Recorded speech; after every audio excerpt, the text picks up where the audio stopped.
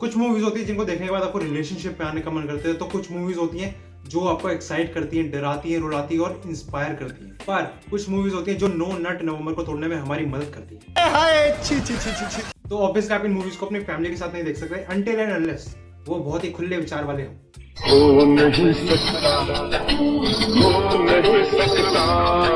तो मैं आज आपको जो मूवीज बताने वाला हूँ उनमें सिर्फ एडल्ट सीन्स ही नहीं बल्कि एक देखने लायक स्टोरी भी है, जो आमतौर पे इन जैसी मूवीज में आपको देखने को नहीं मिलती। तो इतने बड़े इंट्रो को खत्म करते हुए भाई कार्यक्रम चालू करते हैं। तो पहली मूवी है द वॉयड, जिसमें आपको आपकी भाभी सिडनी स्विनी नजर आएंगी। तो इस मूवी में एक यंग कपल पीपा और थॉमस अपने ड्रीम अपार्टमेंट में शिफ्ट होते हैं, जहां उनको पता चलता है कि जो उनके नेबर्स हैं वो बिल्कुल भी अपनी लाइफ की प्राइवेसी की चिंता नहीं करते हैं। फिर पहले तो पीपा और थॉमस को ये अजीब लगता है, पर धीरे धीरे उनका ये गिल्टी प्लेजर बन जाता है, जहां वो उन दोनों पर स्पाई करना चालू कर देते हैं। लेकिन असली ट्विस्ट तब आता है जब पीपा उन्हीं नेबर्स की जिंदगी में इंटरफेयर करना चालू कर देती है, जिसकी वजह से जो नहीं होना चाहिए था वो सब हो रहा था। अब ऐसा क्या कांड होने वाला था इसकी वजह से वो तो भाई खुद जानना। और पर्सनली जो इसकी एंडिंग थी वो मुझे लगा काफी रश की गई थी। ऐसा नहीं है बुरी एंडिंग थी, एक अच्छी एंडिंग थी, बट वो कहीं ना कहीं पूरी मूवी की टोन से मैच नहीं खा रही थी। तो ये एक इरोटिक थ्रिलर है जिसको आप अपनी भाभी की वजह से जरूर देख सकते हैं। और दूसरी है मैल्कम एंड मैरी, जिसमें आपको आपकी ही नहीं हम सबकी भाभी नजर आएंगी, क्योंकि भाई स्पाइडरमैन हमारे भैया जो ठहरे उनसे गद्दारी नहीं कर सकते ना ना ना। तो इस मूवी में एक कपल के पैशनेट रिलेशनशिप की इंटेंसिटी और फ्रेजिलिटी को दिखाया, जहां दो लोग एक दूसरे से बहुत प्यार करते तो हैं बट उनके पास्ट में इतना पेन है जो उनके प्रेजेंट को भी इफेक्ट कर रहा है। बाकी इस मूवी की सिनेमेटोग्राफी, डायलॉग्स और इसके पर्सनल परफॉर्मेंसेस सब कुछ इतना ऑन पॉइंट है कि आप अपने स्क्रीन से चिपक जाओगे। बट हाँ, एक पॉइंट पर आके कुछ चीजें काफी रिपीटेटिव होने लगती हैं जो एज अ व्यूअर आपको अच्छी नहीं लगेंगी। बट ओवरऑल ये एक थॉट प्रोवोकिंग मूवी है जिसका नेचर काफी कॉम्प्लेक्स है। फिर तीसरे नंबर पे आती है माय फॉल्ट। इसमें नोआ अपने टाउन, अपने बॉयफ्रेंड को छोड़कर अपनी मॉम और अपने स्टेप डैड विलियम के घर शिफ्ट हो जाती है, जहाँ पे वो विलियम के बेटे निक से मिलती है जो उसका स्टेप ब्रदर भी है। और स्टार्टिंग में नोआ और निक की बिल्कुल भी नहीं बनती, बट स्लोली ग्रेजुअली उन दोनों को एक दूसरे से प्यार हो जाता है। और सबसे अच्छी चीज है इस मूवी की इसके वेल डेवलप्ड कैरेक्टर्स, जिन्होंने बहुत अच्छी परफॉर्मेंसेस दी है। और इस मूवी की सिनेमेटोग्राफी विजुअली काफी स्टनिंग थी और ऐसा लग रहा था कि एक एक सीन को शूट करने में बहुत ज्यादा ध्यान दिया गया है। और धीरे धीरे हर सीन में एक इंटीमेट टेंशन बिल्ड करी जाती है जो आपको सोचने में मजबूर कर देती है कि भाई अब होगा क्या। फिर अगली मूवी है lost girls in love hotel, जिसमें आपको अलेक्जेंडर डडारियो नजर आएंगी। तो ये कहानी है एक लड़की की जो जापान में एस्पायरिंग फ्लाइट अटेंडेंट्स को इंग्लिश में क्लासेस देती है, जिसके खत्म होने के बाद उसकी लाइफ में दो ही चीजें बचती हैं, अल्कोहल और सेक्स।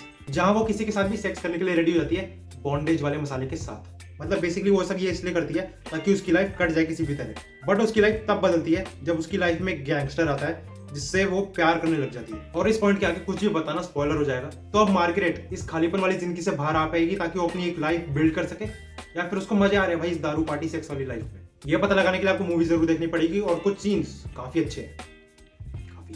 फिर अगली मूवी है लव एंड अदर ड्रग, जिसमें आपको जे गैलेनहाल और एन हैथवे लीड रोल में दिखेंगे। तो इस मूवी में मैगी जो एक फ्री स्पिरिटेड इंसान है जो हर सिचुएशन में खुश रहती है, जिसको पार्किंसन डिजीज भी है।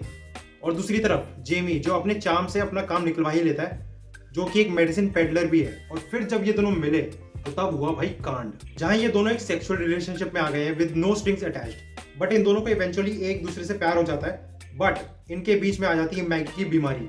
और मैगी को किसी का सपोर्ट नहीं चाहिए होता है, ना किसी की हमदर्दी, जो इवेंचुअली इनके रिलेशनशिप को काफी बिगाड़ देती है। अब ये दोनों मिलेंगे नहीं मिलेंगे, या फिर इन दोनों का जो रिलेशनशिप लस्ट से स्टार्ट हुआ था उसको क्या प्यार का ड्रग मिल पाएगा, तो वो जाने के लिए आपको क्या करना भाई वो तो पता ही है आपको। तो इन शॉर्ट ये मूवी एक क्लासिक लव स्टोरी है जो आपको डिसअपॉइंट तो बिल्कुल नहीं करेगी। और फिर है लव स्टोरीज पार्ट 1 और 2। तो इन दोनों पार्ट्स में 4 डिफरेंट स्टोरीज को मिलाकर एक फिल्म बनाई जाती है, जहां 4 अलग अलग डायरेक्टर्स इस इनइक्वालिटी वाली दुनिया में इक्वालिटी की इंपॉर्टेंस बता रहे हैं। और साथ ही साथ फीमेल प्रेजर के वेरियस एस्पेक्ट्स को भी एक्सप्लोर करा गया है। और इसमें काफी बॉलीवुड के ए लिस्ट एक्ट्रेसेस भी नजर आती हैं, जैसे कियारा आडवाणी, तमन्ना भाटिया, मृणाल ठाकुर और भूमि पेडनेकर।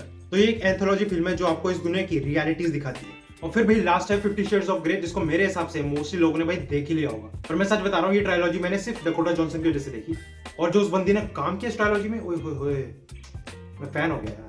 तो ये स्टोरी है एंटासिया स्टील की, जो एक लिटरेचर स्टूडेंट है और जो बाय नेचर काफी सिंपल और सीधी सादी टाइप की है। बट ना तो वो इतनी सिंपल रहती है, ना उसकी जिंदगी उतनी सिंपल रहती है जब क्रिश्चियन ग्रे जो एक बिलियनर है जब उसकी जिंदगी में आता है। अब इन दोनों के मिलने के बाद क्या क्या होता है वो ना मैं आपको दिखा सकता हूँ ना डिटेल में एक्सप्लेन कर सकता हूँ। आगे बोल। नहीं बता।